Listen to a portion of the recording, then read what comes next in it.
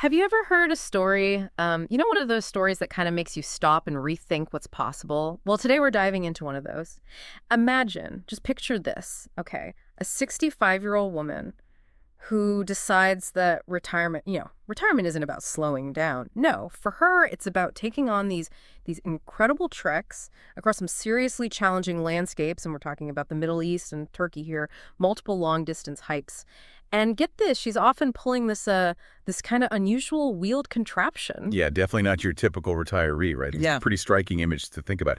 So we're going to really immerse ourselves in the journey of Susan Elizabeth Elliott, and we're doing this mainly through excerpts from her book. It's called Hiking the SUFI Trail, Me and My Dixon Rollerpack in Anatolia. And these pages really give us this direct view into her incredible adventure. Yeah, exactly. So if you're listening, think of this episode as like your own personal fast track, to experience this really demanding but also culturally rich journey. You'll get a feel for what it takes to tackle a long distance hike like this, what it's like to be immersed in Turkish culture and that incredible hospitality they're known for, and just witness the sheer willpower of personal resilience, all without the blisters and aching muscles.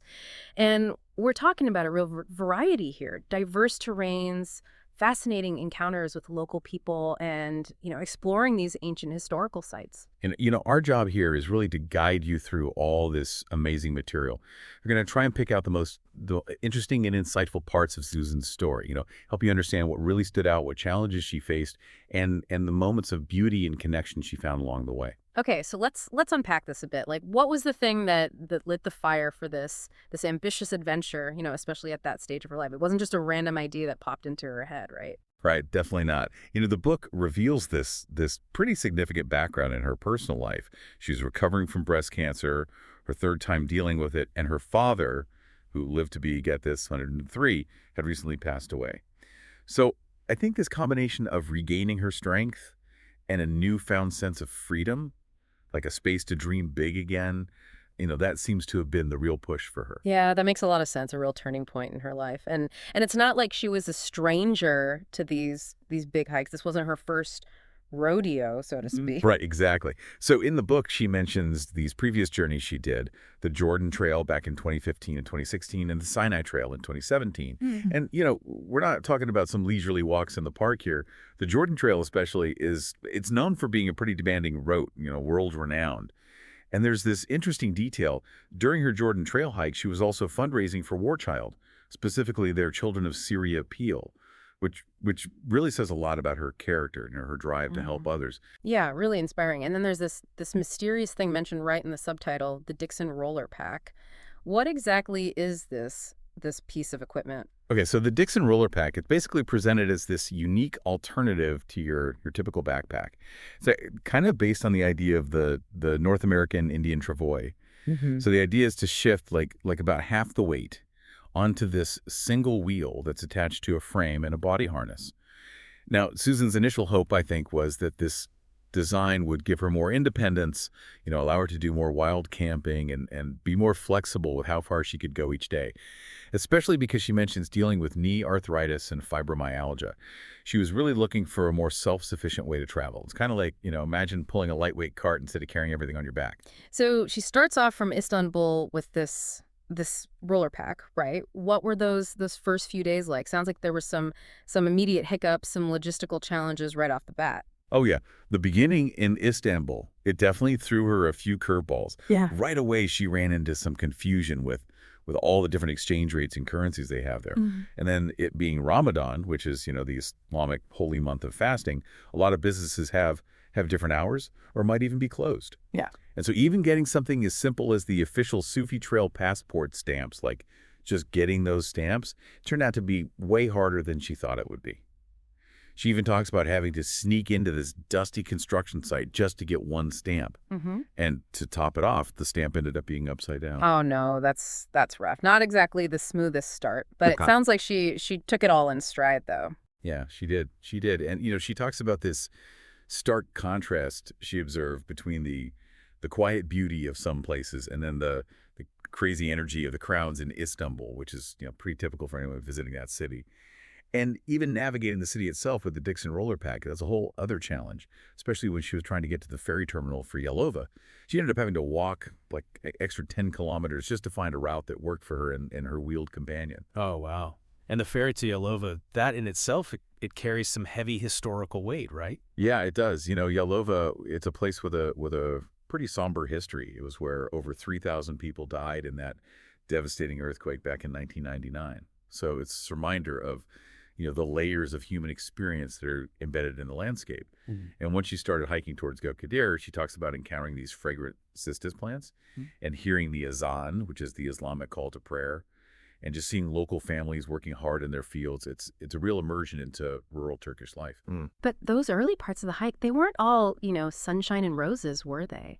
I remember reading about some really tough terrain she had to deal with. Oh, absolutely. The path between Goksader and Orhan Gazi, it went right through the forest, and that was brutal, she says. It was really overgrown, so it was difficult to even see the trail, and she had to rely a lot on the waymarks, those trail markers. Hmm. And at one point the path was completely blocked, probably from storm damage or something. And she even mentions getting completely soaked just from walking through all the wet vegetation.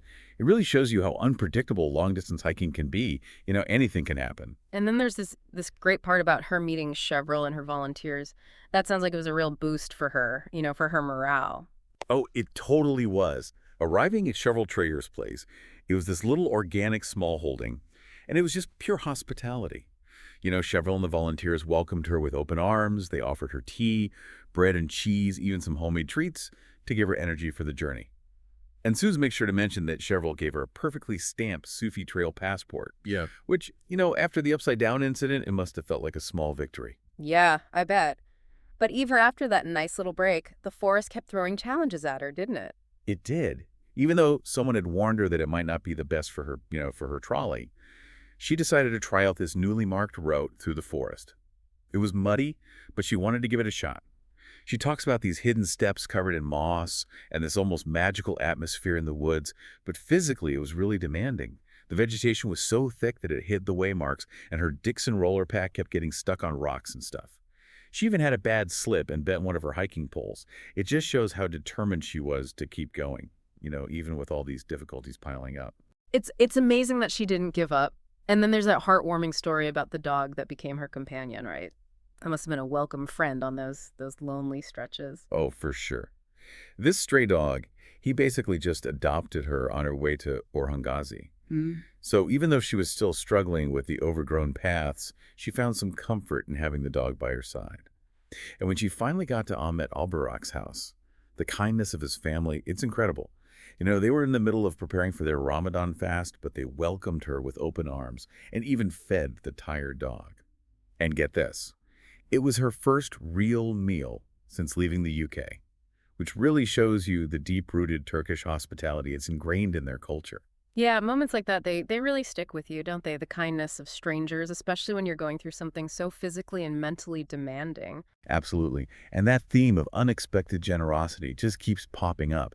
She talks about this moment she had by this ancient olive tree. She's reflecting on how long it's been there, its resilience, and it's just beautiful. But a little while later, she needs help because the terrain gets really bad. And this farmer, Ali Osman Kamda, he was on his tractor, and he saw her, even knew about the SUFI Trail. He stops to help her, and his family welcomes her in, shares their dinner with her, and even gives her a gift, this bright yellow scarf. It really shows you the strong sense of community and willingness to help others that you often find in these rural areas. That's a beautiful story. But the journey wasn't always picturesque olive groves and friendly farmers, right? There were some rough patches, some less than ideal parts as well. Oh yeah, for sure. She describes this one section. It was a long stretch going through a mining area. And she just found it really depressing. It was just this stark reminder of how much human activity had impacted the natural environment. And she found that unsettling. But even in that kind of bleak landscape, she still found beauty. She spotted a hoopoe. It's this really striking bird, and a crane as well. It's a good reminder that even in the toughest environments, nature can still offer these moments of wonder. And I remember reading about the generosity of the cherry pickers near İznik. Sounds like that was a real treat, especially since food was probably hard to come by at times. Yeah, that was definitely a welcome surprise. A lot of the village shops were closed because of Ramadan. and she was running low on supplies. And these cherry pickers, they just shared their freshly picked cherries with her, so she had this big, nutritious breakfast and lunch, which, probably helped her a lot, both physically and mentally. It's just another example of the genuine warmth and willingness to share that she kept encountering. So she finally makes it to İznik, which must have felt like a big milestone, a chance to rest and recharge. Yeah, definitely. She stayed at this quiet pension and just really appreciated the simple things like being able to properly wash her clothes. Even though she was fighting off a cold, she still made the effort to go out and explore the historical sites in İznik. Things like the stork nest on top of the mosque and the remnants of their famous tile industry. It shows you her curiosity or her desire to really experience the places she was passing through, even when she wasn't feeling her best. And it's worth mentioning that İznik has this other layer of historical importance. It's where the first ecumenical council took place in early Christian history. Wow, I didn't know that. So moving on from İznik, her journey deeper into Anatolia, it sounds like she had this even wider range of experiences, right? Starting with that unexpected irrigation channel detour. Yeah, that was an early reminder of how tricky it can be to just follow those digital trail maps, those GPX tracks. The marked path just vanished at this irrigation channel. And at first she tried to kind of bushwhack through this thick vegetation, but it was too much. It was exhausting. So she had to turn back and find a detour that was more manageable, mostly along farm tracks. And this unplanned detour, it led her to the Mutar's family in Bilecik, and they were incredibly welcoming. Now, a Mutar is basically the village headman, and even though she was covered in mud, they welcomed her, offered her food and shelter, and a much-needed shower. So from a small village to a fancy boutique hotel in Osmaneli, that's quite a jump. It really is. The Fortuna Boutique Hotel, it sounds like it was this luxurious surprise, and it was really affordable, too. And being right across the courtyard from the Rishna Pasha Mosque, she could hear the Ramadan evening prayers, which must have been a special experience. And Osmaneli itself has this historical significance as a stop on the Ottoman Hajj route, the pilgrimage to Mecca. So historically rich. And then the route to Vizirhan with that staircase rock, it sounds like a real adventure, though not in a good way at first. Yeah, that day was a roller coaster for sure. It started with this beautiful hike through this valley, but then things took a turn when she was trying to get to Staircase Rock. The GPX track took her through this abandoned train carriage and then this mess of overgrown fields, and then she had to walk along the railway line, which was, stressful to say the least, trying to find a way down. And she ended up stuck between the tracks, an irrigation channel, and this fast-flowing river. It sounds pretty scary, to be honest. Yeah, definitely not your typical relaxing hike. But it led to an invitation she probably wasn't expecting, right? To the mayor's dinner. It did. She was exhausted, feeling pretty down, and she gets to Vizirhan at dusk. But she's welcomed at the caravanserai, which had been recently renovated. Now, a caravanserai is basically like a roadside inn, historically a place for travelers to rest. And there, she meets this German pilgrim and ends up being invited to the mayor's dinner. It was this big iftar gathering, the mile to break the Ramadan fast, and there were like 300 people there. It's such a contrast to her struggling earlier that day, and it's another example of that incredible Turkish hospitality, even though she felt a little out of place in her hiking clothes, I bet. And that encounter with the German pilgrim, it gives you an interesting perspective on how different people approach such a massive undertaking. Yeah, it does. The German pilgrim, he seemed to really rely on the kindness of locals for food and shelter, like he saw it as a natural part of being a pilgrim. But Susan, she was more reserved about asking for help. She didn't want to impose, which is, a different approach. And it just shows you how people can have such diverse motivations and philosophies when they take on these long-distance trails. So the next part of the journey, to Bilecik, it sounds like that really pushed her to her limit physically, especially with the heat, and then losing her water bottle. Oh, yeah, that was a rough day. It was super hot. And then she lost her water bottle early on, which made the climb to Bilecik incredibly difficult. And she had this weird encounter with a farmer who insisted there was no route to Zobran, even though her map said there was. Yeah. And get this, she almost stepped on a snake. It was brown with this yellow diamond pattern, just inches from her foot. Oh, wow, that would make my heart stop. It would, right. But despite all that, she eventually finds this beautiful forest path leading to this abandoned village, Zobran. But to get to Bilecik itself, she had to take this big detour, and she only found the teacher's house, which is, this type of basic accommodation common in rural areas, thanks to this Afghani pharmacist. He was so kind, he walked back with her to show her the way. Another example of kindness when she really needed it. And that rest day in Bilecik, it sounds like that was absolutely crucial for her, just to recover both physically and mentally. It really was. She stayed in the teacher's house, which was conveniently located near this impressive mosque and right behind the Bilecik Museum. So it was a perfect spot to rest up. The museum staff were super friendly, and she even got to mint a coin, which is pretty cool. Yeah. And, more importantly, her heel was infected. There was this red line going up from it, and she was worried. So she went to see a doctor, and the doctor examined her foot, gave her a prescription, and wouldn't even accept payment. That's just amazing. It's incredible how much kindness she encountered. But then there's that part about the detour behind the Sheikh Edebali tomb that sounds like a really low point for her. It was a huge setback, and I'm sure it was incredibly scary for her. She went to visit the tomb, which she found really peaceful, but then she took a wrong turn trying to go down this steep sand slide. And instead of just going back the way she came, she ended up trapped on the mountainside with cliffs all around. It's understandable that she started to panic. I mean, who wouldn't? She eventually managed to get back to the bridge she had crossed a couple days earlier, but then had to walk this long, tiring stretch along a busy road before finally reaching the bus station. She ended up camping much later than she planned, and she had to walk an extra 10 kilometers because of this whole ordeal. And the route towards Suzut, she runs into another boundary. This time it's a military area, which added another layer of complication. Exactly.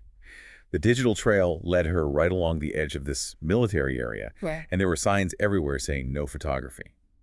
At first, the soldiers told her she couldn't continue on that path, but she was persistent. She stayed just outside the fence. Later, she was getting really thirsty and stopped at this garage, but the prices were crazy high. She even mentioned it to the shopkeeper, but despite that, he gave her a whole plate of fresh cherries. So you have these bureaucratic restrictions on one hand, and then this random act of kindness on the other. It's interesting. And reaching Suzut, that's a pretty important place historically, right? It's the birthplace of the Ottoman Empire. It is. She made a point of visiting the Ertuğrul Gazi tomb, which is, a really significant site. Yeah. But finding a place to stay was a bit of a challenge. The teacher's house was closed, so she ended up at another hotel, and the owner kindly gave her a discount.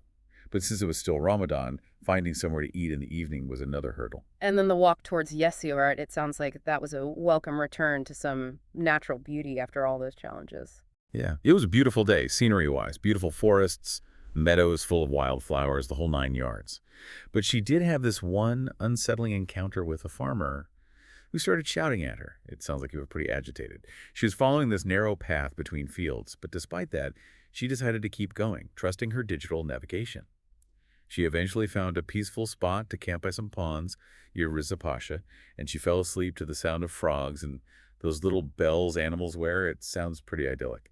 And then she makes the decision to skip that section between Alanka and Eskişehir, which, considering everything, sounds like a pretty smart move. Yeah, it was a practical decision. She felt like she needed to catch up on her schedule, and the map showed it as a pretty flat, maybe not so interesting route anyway. So she decided to just skip it. Getting a bus in Iriaz wasn't easy. The village seemed deserted. But with the help of some locals, she ended up getting a ride all the way to Eskişehir, right to her hotel. Talk about luck. So she gets to Eskişehir, and it's more of an urban environment, but it sounds like she still encountered that same warmth and hospitality. She did. Near Yukarıçalan, she was just walking, and this family invites her into their garden, offers her watermelon and Turkish coffee. It's a small gesture, but probably meant a lot to her. But then, she had this unsettling encounter with some men in Karapazar, which left her feeling pretty uneasy that night. And it's interesting how she had these contrasting experiences. One minute she's being welcomed into a family's home, the next she's feeling threatened. It shows you the range of what you can encounter when you're traveling. And then there's that part about the dervish complex in Aslanbeyli. She describes it as a wow moment. It sounds like a pretty special place. It sounds incredible. It was this ancient dervish complex from the 11th century. And there wasn't any formal accommodation, but the women who worked there, they let her sleep in their workroom, and they even brought her food. And they unlocked all the doors so she could explore the whole complex. It clearly had a big impact on her. She even had an amazing view of the buildings from her window. It's also interesting to hear about her evolving relationship with the Dixon Rollerpack. It sounds like it was a bit of a love-hate thing as the journey went on. Yeah, it was. In some ways, it became like an extension of her body. They were so connected. But she also had to deal with constant challenges. The load balance would shift, the straps kept loosening, and her right shoulder was really taking a beating. By the end, it was causing her a lot of pain. Even the tire was wearing out unevenly. probably because of all the rough terrain she had been on, especially on the Jordan Trail. It shows you that even with innovative gear, there are still limitations and demands on your body. And the kindness of strangers, that's a theme that just keeps coming up, and it's so heartwarming, like with that lift she got after struggling up that hill. It is. At first, cars were passing her by, but then this young couple stopped, and they were so cheerful about it. They helped her load the roller pack into their car and took her all the way to Emirdağ. They even invited her to have dinner with them in their village, but she was too shy and declined, which she later regretted. It was the last iftar, the evening meal during Ramadan. It's a reminder that sometimes saying yes to those offers of connection can lead to really special experiences. And her rest day in Emirdağ, it sounds like it was mostly about taking care of practical stuff, like laundry and the never-ending quest to get internet access. Yeah, it was a much-needed break for those practical things. Hmm. Renewing her internet was a whole ordeal. Trying to navigate the bureaucracy and the language barrier can be really frustrating. But she eventually found some helpful staff at Turkcell who were willing to help her out. Her hotel wasn't anything fancy. The elevator was broken and the Wi-Fi was spotty, but it was quiet, and it gave her a chance to rest and recharge. And then there's the climb to Emirdağ tomb. That sounds like it was both physically demanding and spiritually significant. It was the longest climb of the whole SUFI Trail. It was a big one. After being welcomed and fed at the community complex in Karakallar, she started this huge climb, over 1,000 meters. It was tough, but she says she enjoyed it, especially the amazing views. Near the top, someone warned her about wild animals being in the area. She ended up camping near the tomb, over 2,000 meters high, and it sounds like she found a real sense of peace and solitude up there. Coming down from the tomb brought its own set of encounters, including that snake incident with the shepherds. Yeah, that day was a real mix of positive and negative experiences. She had breakfast with a shepherd lady in her little dwelling and later had tea with another family. But then she accidentally went off the path, and these two teenage shepherds, they came running after her and threw a snake at her. It was a meter long and thankfully half dead. But still, it was a pretty scary and unfriendly encounter, and she was obviously shaken up by it. Wow, that's wild. It just goes to show you never know what's going to happen out there. It's true. But even after that, the kindness continued. In Kemirkaya, these teenage boys saw her sitting outside a shop and just brought her a chair, just out of the blue. And that night, a family invited her to eat and sleep in their outdoor area, which was covered. More examples of that amazing hospitality. And then the journey towards Bolvedin, there was that intense storm and the incredible act of kindness from those three guys in the car. Yeah, that day started out normal. But then this crazy storm came out of nowhere with hail and freezing rain. She was soaked and freezing. And then these three guys in a car, they had driven past her, but then turned around and came back to give her a lift. They crammed her Dixon Rollerpack into their car and drove her all the way to Bolvedin.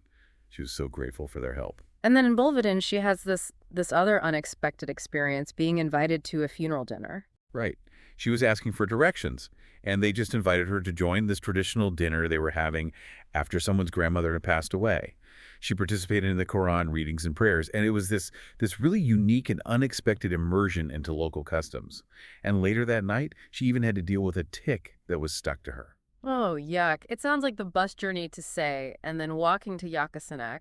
It ended pretty badly, unfortunately. Also, a really rough day, emotionally.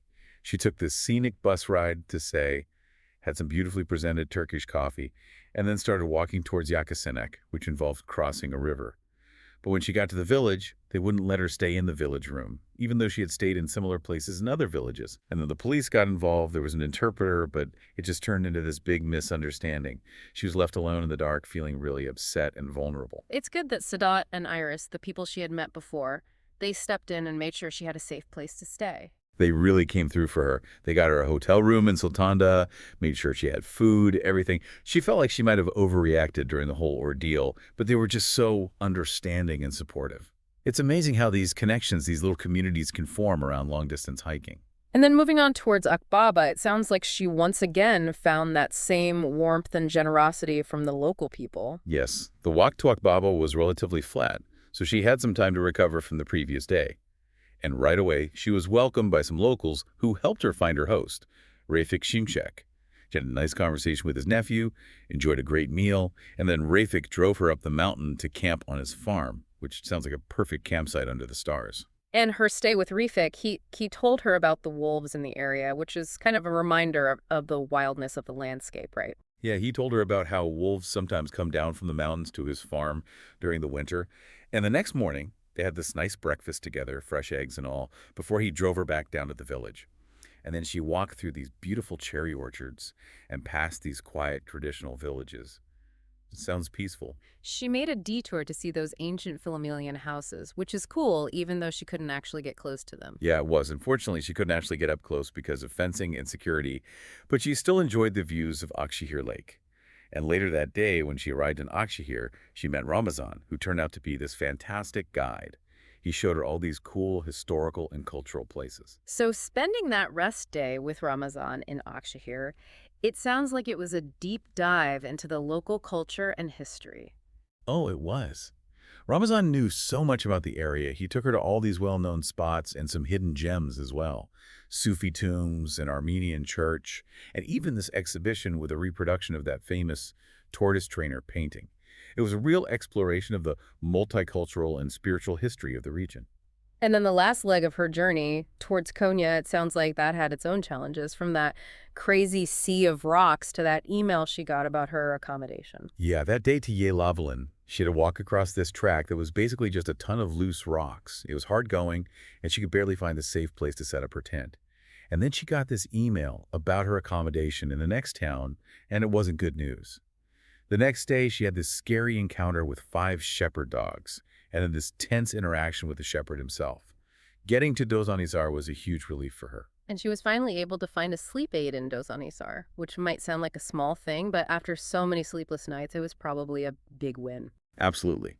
Between the dogs and just the general exhaustion of the trail, she was desperate for a good night's sleep. So finding a sleep aid at the pharmacy in Dozanizar, that was a huge victory. She could finally get some decent rest. But then the walk towards Ashurchizel, she had to deal with those muddy trails and 2 thunderstorms. Talk about testing her resilience. That day was a test, for sure. The trails were already muddy, and then those thunderstorms hit, turning everything into slippery mud pits. The descent near Derbent was too much for the Dixon Rollerpack, so she had to take a short bus ride for that part. But she made it to Ashurchizel, and Sadat had once again arranged for her accommodation, which is amazing. And then getting to Konya itself, it sounds like that was more challenging than she expected, with that hospital construction blocking her route. Yeah, the last few kilometers into Konya, she had to go around this massive hospital construction site. And to do that, she had to go down this really steep, unstable goat path. Not the easiest way to end a journey. But she made it. And she got her SUFI Trail certificate, which, after such an incredible journey, must have felt amazing. It was a well-deserved reward. She received her certificate at Ollie's Narwan Ask Art Gallery and Cafe, which marked the official end of her hike. She spent some time exploring the historical area of Scilly and just reflecting on everything she had experienced. So, looking back on Susan's incredible story, what are the biggest takeaways for you, for someone listening who's just gone through this whole experience with us? Well, there are a few big things that stand out. First, it was this amazing blend of physical challenge and cultural immersion. The end of kindness and generosity she was shown by complete strangers is just heartwarming. And her resilience, facing difficult terrain, logistical nightmares, even those scary encounters, it's inspiring. And then there's the draw of these ancient historical and spiritual sites. It's like treasure hunt through Anatolia. It's a story full of those moments where you realize you're capable of so much more than you thought, those aha moments that come from pushing your boundaries. That's a great summary. It really makes you think. So, for those of you listening, here's something to consider. What kind of challenge or journey, maybe even in your own backyard, could help you discover your own resilience and unexpected connections? Things you might not have even thought about before. And if Susan's journey has piqued your interest and you want to dive even deeper into her story and the SUFI Trail, we highly recommend checking out her book, Hiking the SUFI Trail, Me and My Dixon Rollerpack in Anatolia.